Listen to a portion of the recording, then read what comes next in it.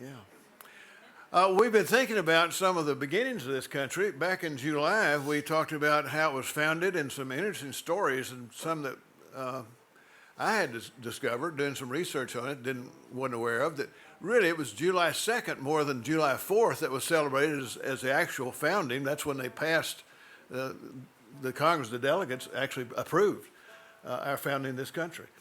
And now we're up on Labor Day coming up this weekend. And having thought back to this period in time, the story tonight follows up last week's, going back to the 1700s with the Wataga stories, and tonight's going to be another story from that time.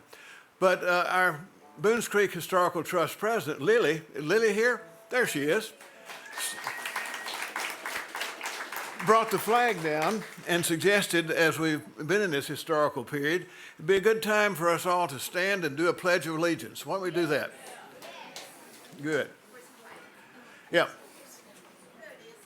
I'll turn around here and you don't need me to lead you. Yeah. I pledge allegiance to the flag of the United States of America and to the republic for which it stands, one nation, under God, indivisible, with liberty and justice for all. Amen. So, well, our story goes back to a period of conflict, because it's not easy to start a new country without conflict. There were people here before we came, and the British didn't want to let us go. They didn't want us to come in. So we were caught in a bind there for a while, and tonight's story kind of involves some of that with the story of Dragging Canoe. The Cherokee warrior Dragging Canoe, the son of head chief Wataga, was born in 1732 in the Overhill towns on the Tennessee River. The Overhill towns refer to those who are to the west of the Continental Divide, over the hills where we are now, from the colonies. At an early age, wanting to be a warrior, Dragging Canoe asked his father to include him in a war party against the Shawnees, but Wataga refused. Still determined to go, the boy hid in the canoe, where the warriors later found him. And they encouraged Wataga to allow his son to go with them. And Wataga kind of relented and agreed if his son could carry a canoe, the canoe that he had been hiding in. So the boy jumped out, he picked up one end of that canoe, he was going to do it. And he set off with it, dragging the other end. And forever after that, he became known as Dragging Canoe. Yeah, and that's a true story. He grew up to be the greatest of the Cherokee warriors and their military leader. In March 1775, settlers from North Carolina met with the Cherokee elders, led by Wataga, at Sycamore Shoals on the Wataga River over there, Lisbethton. Those of you who may be out of state here don't know, if you're Washington State, you would know that. It's just a little distance over here where all this stuff began. It's fascinating. I sometime go over there to the fort. What they were negotiating was for 27,000 square miles of land that had been explored by Daniel Boone and other long hunters. Long hunters meaning those that went out for months and even years to hunt and get their skins and bring them back. And they were exploring the new possibilities for hunting. Well, when the elders agreed to sell the land, Dragging Canoe, who was by then age 43 and a chief of the great island town, refused to sign. In fact, he scorned the elders, including his father, for making their marks on that agreement.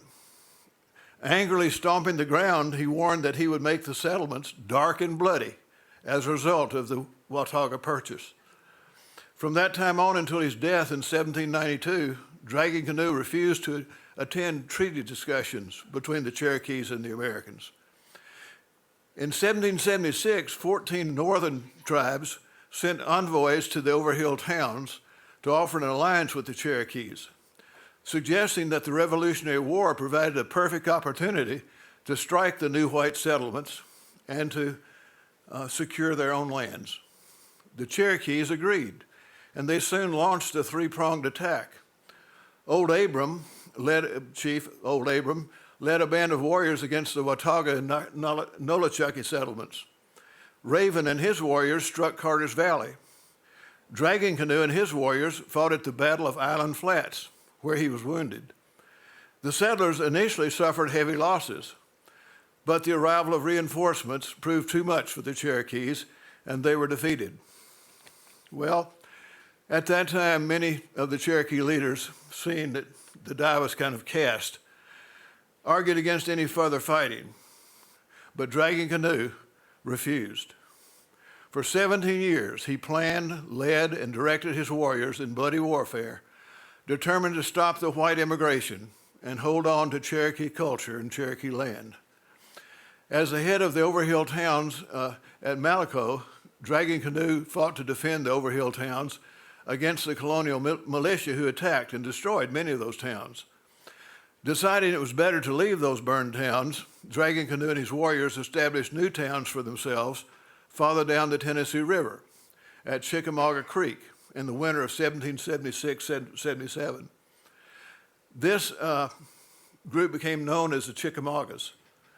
In 1782, the new Cherokee towns were attacked by Colonel John Severe's troops, who destroyed the towns and forced the band to move even farther down the Tennessee River.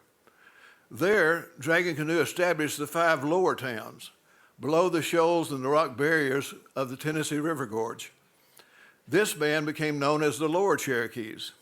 From his base at Running Watertown, Dragging Canoe continued to lead attacks on white settlements all over the southeast, including the settlements of the Republic of Franklin on the Holston, Wataga, and Nolichucky rivers, and the settlements in Middle Tennessee, Kentucky, and Virginia. During this time, he successfully defended his 5 lower towns, defeating the American Army troops when they tried to invade those towns in 1788. Well, as he aged, as we all inevitably do, Dragging Canoe moved from being a warrior to a role of diplomat. He continued to work to preserve Cherokee culture, establishing an alliance with the Shawnees under their great warrior chief, Tecumseh, who shared Dragging Canoe's vision of rallying all the native tribes to defend and hold on to their lands and their culture.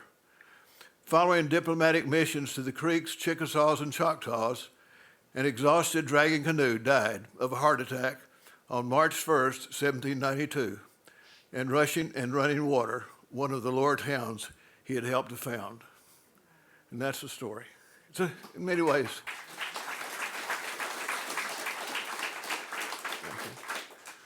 A sad story, but it's a true story. And you got to admire somebody who loved his land and defended it.